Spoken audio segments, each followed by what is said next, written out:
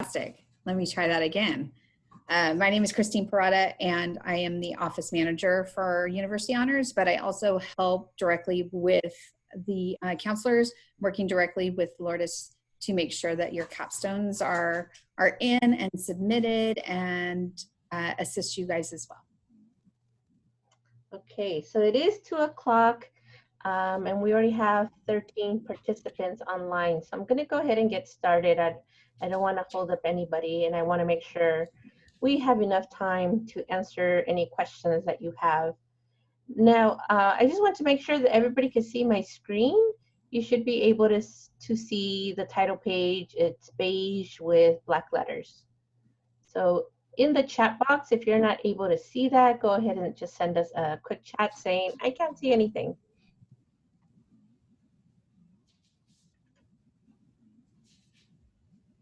So the capstone submission form consists of 6 separate steps.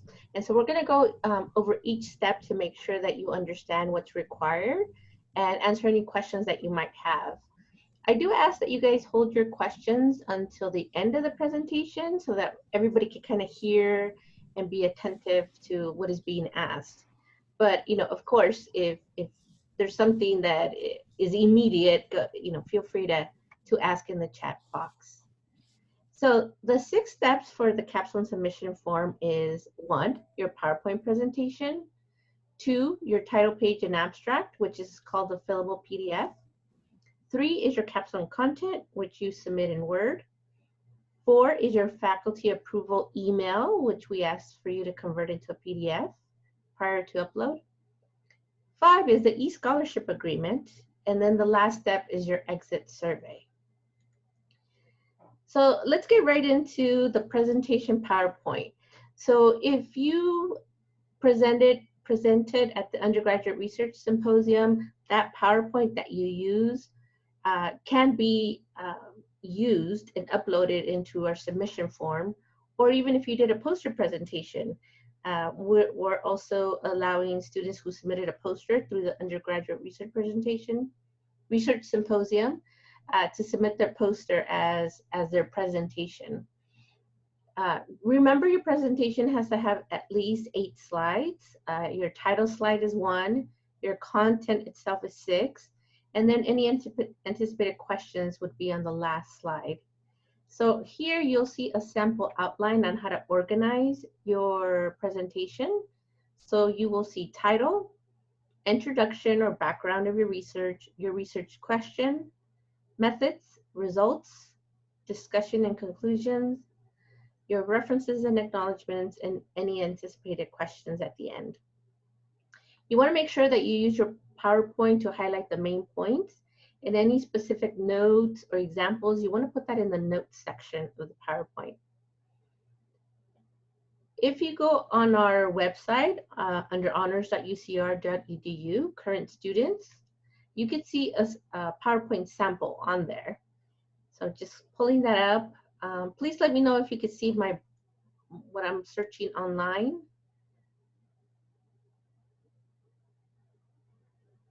Can anybody see it? Can you see it?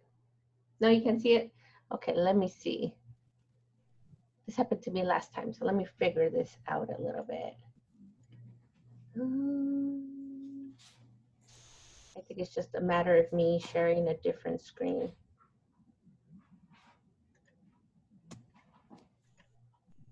Can you see it now? Okay, so if you go under honors.ucr.edu, you're going to look under current students and then capstone. And on this page, you'll find all the documents that we're covering today. So if you look here, it's called the presentation PowerPoint sample. If you open it up,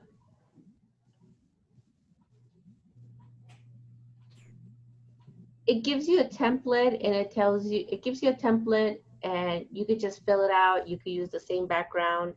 It just guides you through what is required for the PowerPoint. There's also sample outline if you are doing an arts or humanities project. So this is how you can order it. Or if you're doing engineering, science, or social science projects, here's a suggested way of ordering your PowerPoint. Lourdes, well, at least for me, I'm still just seeing the website page. Oh, okay. Thank you, Kristine. Mm-hmm. Let me see. How about now? Okay, good. Thank you. So like I mentioned, the template is here. It kind of tells you how you should do your presentation. For arts and humanities projects, again, it gives you a sequence of how you could organize your presentation. If you have an engineering, science, or social science project, you could use this way of organizing your presentation. And of course, your last slide is your anticipated questions.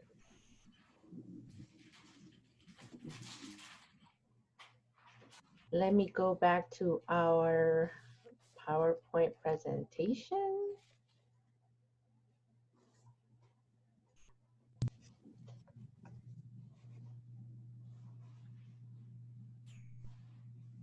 So I'm going to go ahead and defer to Kristine to talk about the second step, which is completing the fillable PDF. Okay, guys, so for the fillable PDF, we need to make sure that your title page is Times Roman 12 point font.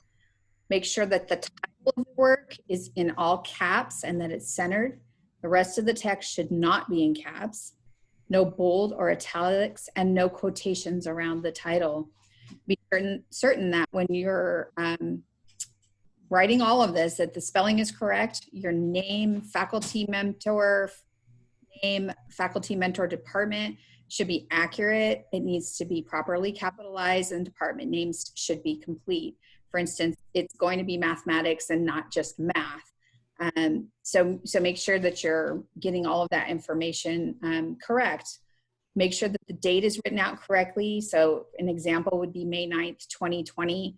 No other formats will be expected. Make sure your months are written out. So no DEC for, abbreviation for December. And the abstract also needs to follow the 12-point font and the Times New Roman double spaced. We also have a link so that you can see examples of prior submitted capstones if you want to see something that's been completed already and use that as a guide. Thank you, Kristine. Now I'm going to go ahead and again go back to our website.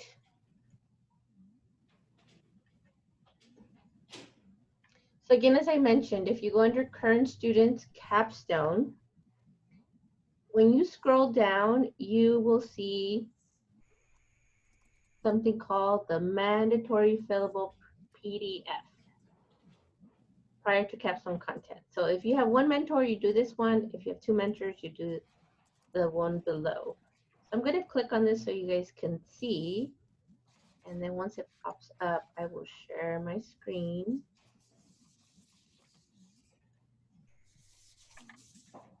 I'm not sure if everybody can see the template. Yes? No? Yes. Okay. So if you see here, this is the mandatory fillable PDF. So if you forget whatever Kristine covered on her slide, it actually tells you again, this is how you need to enter the information, and you just, you go ahead and you start entering your information. And it's not letting me. Why is it not letting me? 1 second. Oh, I think I still need to download it.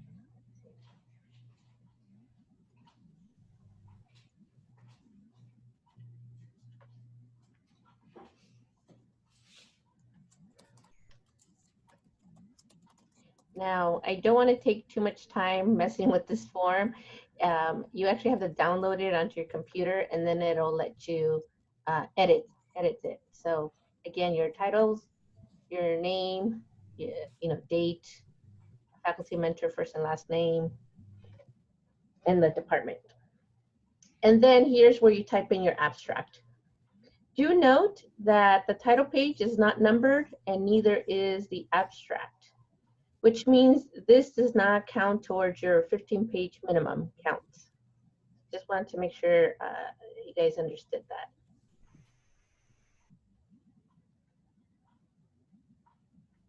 We're going to move on to step 3. As I mentioned, the capstone submission form does have 6 steps.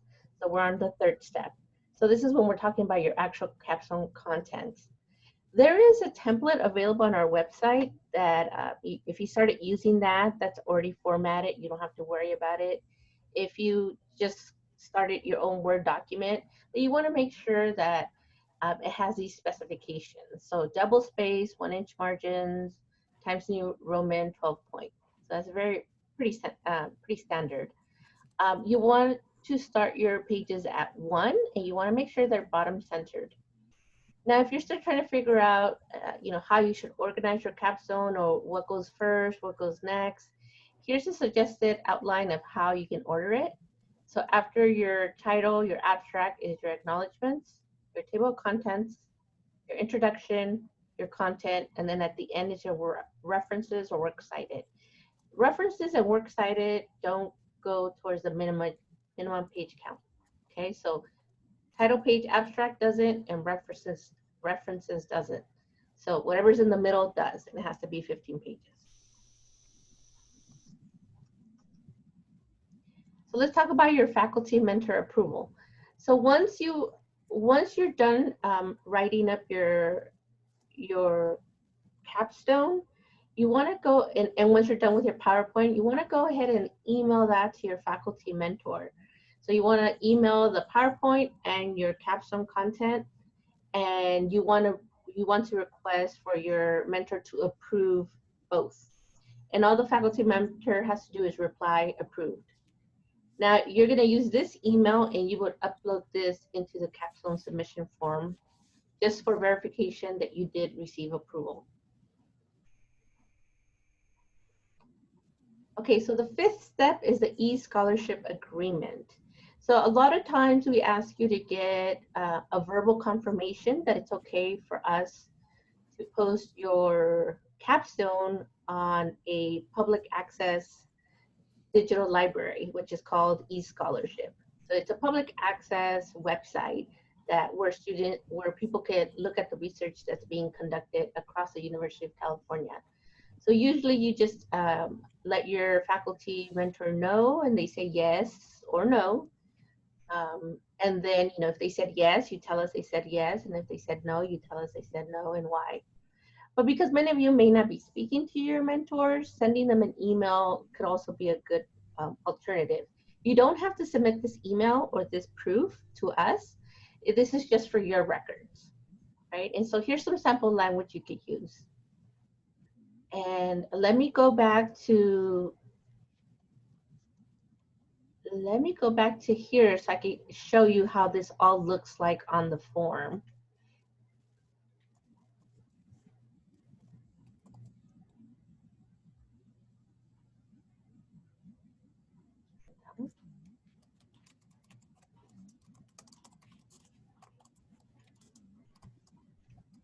Okay, let me open this up.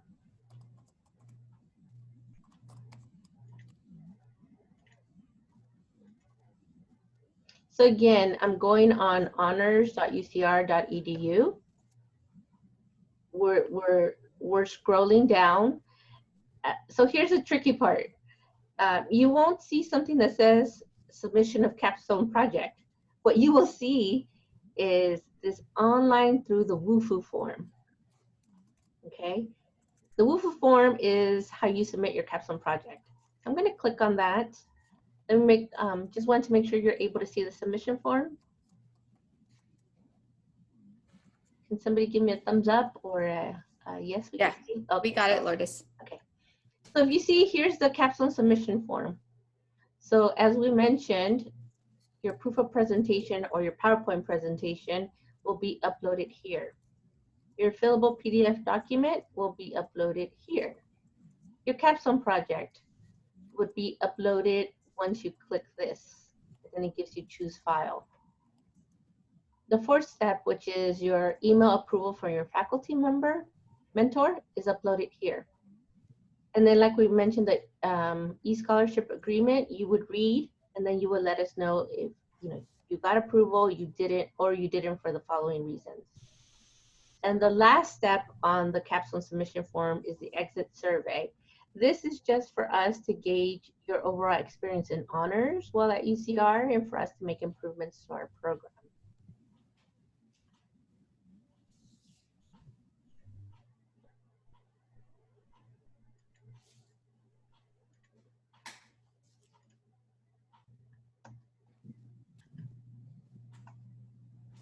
I did want to go ahead and just cover very quickly our deadlines and kind of how grading works.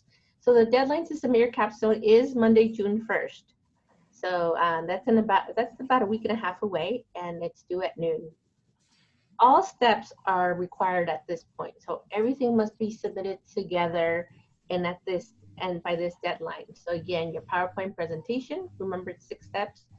PowerPoint presentation, your fillable PDF, the capstone content, faculty approval, e-scholarship agreement, and the exit survey.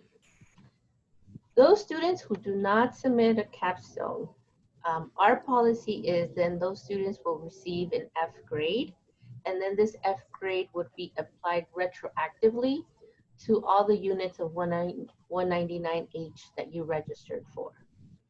So if there's anything that you foresee is going to get in the way, I definitely recommend that you contact your counselors now.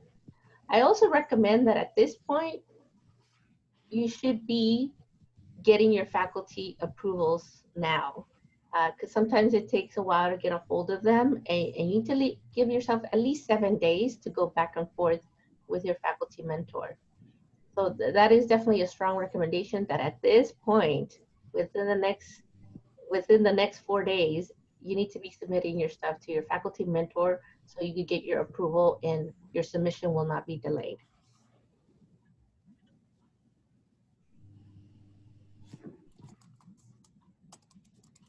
Now, if you go on if you say, well, I really want to see how it all comes together, you can go on escholarship.org. And let me make sure you're able to see this screen. And if you look under our 2019 submissions, look for Vargas Grisel. This is a sample of a capstone that met all our specifications. The title page with the correct spelling, punctuation, the abstract, and then if you see our capstone content starts at 1, right? It doesn't start on the title page. Then if you scroll all the way down, you should see her content ended at page 16, and then followed by her works cited.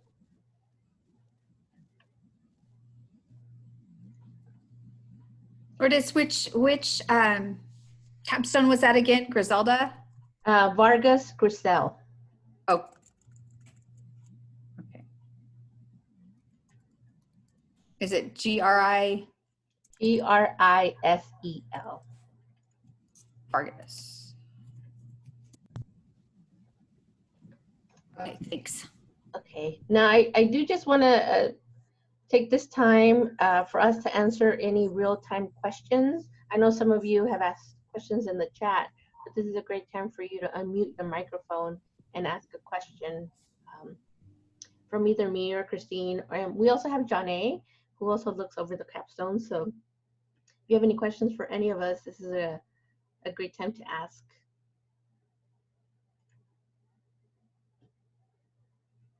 I have a question. Yes. So for the proof of presentation, you said it's PowerPoint slides, right? And it has to be at least 6 slides. What if you did a poster? Yes, does it still have to be 6 slides, or can you submit your poster on the PowerPoint format? You would just submit your poster that you used.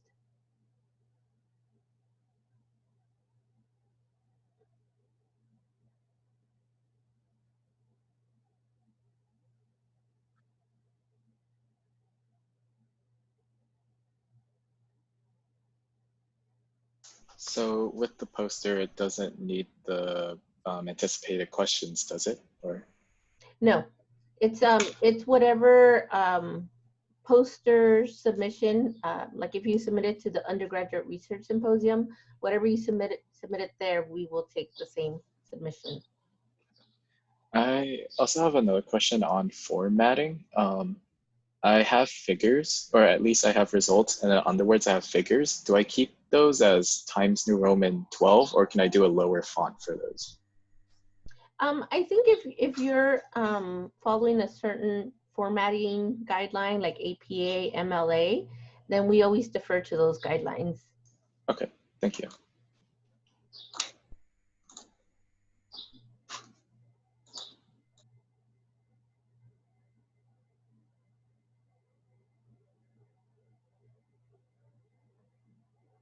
Other questions that people have. This is a great time to ask questions or any concerns you might have. I actually had a quick question in regards to step 3 about the capstone content. Mm-hmm. You gave us a couple ideas about formatting, such as putting acknowledgements and then table of contents. For the acknowledgement, is that a requirement or is that optional to include? That's optional, but if you are, that is optional, but if you're going to include it, that's kind of the order that you would include it in. I do recommend you included an acknowledgements page though, just to kind of thank your faculty mentor, and it's also an opportunity for you to thank your family, for their support. So it's kind of like a dedication. So it doesn't have to be long. It could just be it could be one sentence. Thank you. Lourdes, before we move on, I think the first question that her internet must have gone out, so she wasn't able to hear the answer to the question that was regarding the poster versus the PowerPoint.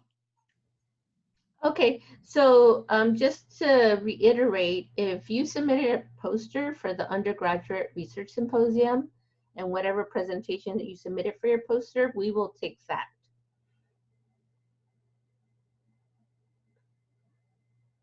I don't know if she heard it.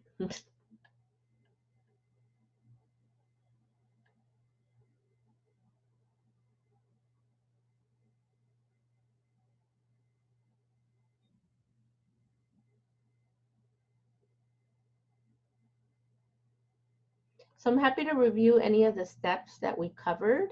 We do have a couple minutes before session ends. So if any of you have any other questions or concerns, this is a good time to bring them up, and we could brainstorm together how to resolve that concern. Or if you have no more questions, you guys are free to go. I got here a little late, so is there a way that I could access the PowerPoint slide just to see what I missed in the beginning?